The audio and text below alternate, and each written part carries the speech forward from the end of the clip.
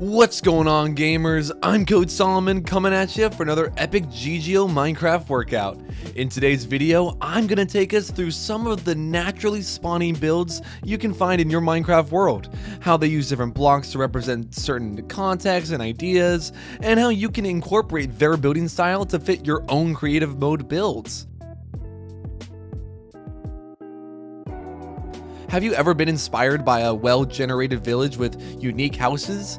Or ever wanted to build a pyramid like the ones you see underwater or in the desert? Well, in today's lesson, we'll get to take that deeper look and explore these structures to see what kind of inspiration we can find.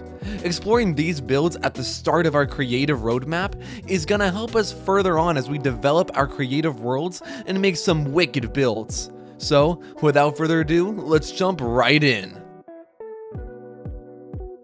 So to begin our warm-up, I want us to create a new creative world today so we can take a look at some particular structures.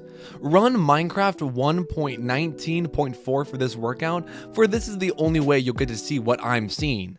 And in your world's creation settings, make sure your structures are turned on. Also, enter this seed key I'm entering now because this will personalize our world so we can take a look at some particular generated builds. Once you've filled in your seed code and you have your world set up like mine, hit create new world and load in. When your player spawns in, then we can move right into the first drill. When spawning in, you might only see a few birch trees and some grass. But if you begin running around or start flying, you'll see this. Yup, that's an entire village built over a woodland mansion.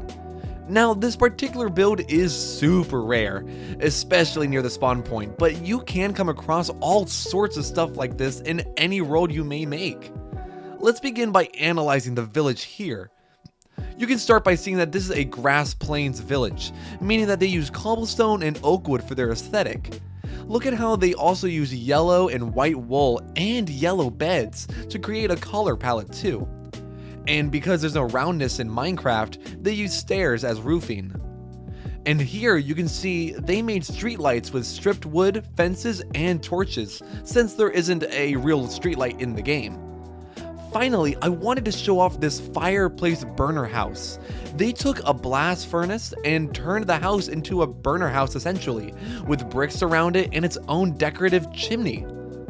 Hopefully by exploring this village, you can also see how by collecting a few key blocks and making a whole aesthetic and language from them is a good way to start some epic builds in your own world.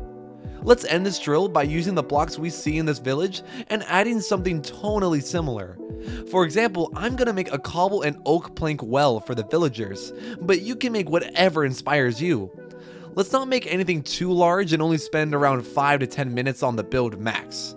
Once your build is done, then we can move over to drill 2. Alright, let's greet the mansion residents and move over to this woodland mansion, shall we? These regal and large structures are very rare and spawn in forest biomes, but usually need a map from a villager to find.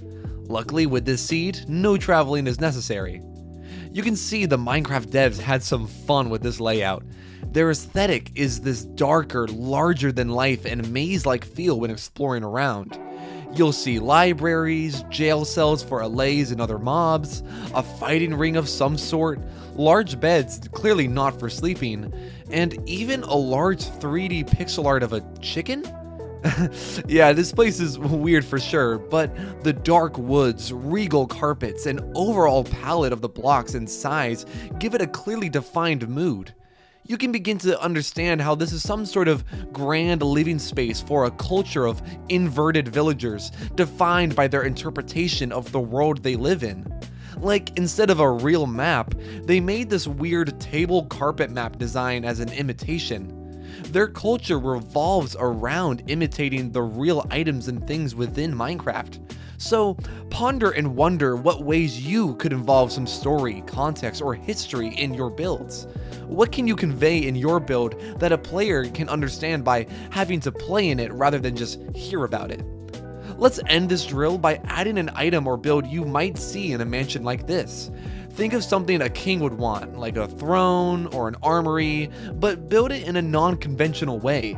Like, instead of placing an enchantment table, build the whole table, block by block, with obsidian, red carpet, and a loom with a book. Let's spend no more than 10 minutes on this build. Once we're done, then we can begin exploring and building outwards into the scrim. Now that we've thoroughly explored two vast naturally generated builds in the game, let's branch off and explore a bit of this world. What I want us to do is fly around until you see a natural build to your liking, and add on to it, telling your own story or style with the blocks they're using. Like nearby, there's this ruined portal. Maybe you can finish the portal and add some cool flair to it. Or here, there's this dense and huge lush cave nearby. Maybe you can make a living ecosystem out of there. Whatever comes to your mind is valid as long as it can look and it aligns with the OG build. Like, I'm gonna build a deep sea treasure crypt below this sunken ship. Kind of tells the story of how this deep sea treasure sunk from the wreck and the drowned might have made a shrine out of it. Let's spend no more than 25 minutes on this so we can reflect on all the cool things we've seen today. Once you're done with your build and found the spot to do it, then we can move on to some essential takeaways. Wow, amazing builds today, y'all.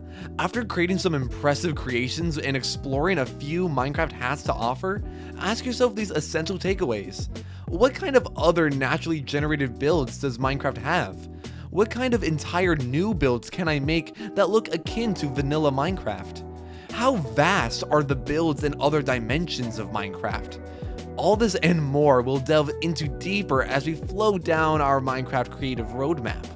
Thank you all so much for tuning in to today's epic GGO Minecraft workout. I'm glad to have showcased some naturally spawned builds and let y'all create your own too. I've been Coach Solomon, and I hope to see you all next time.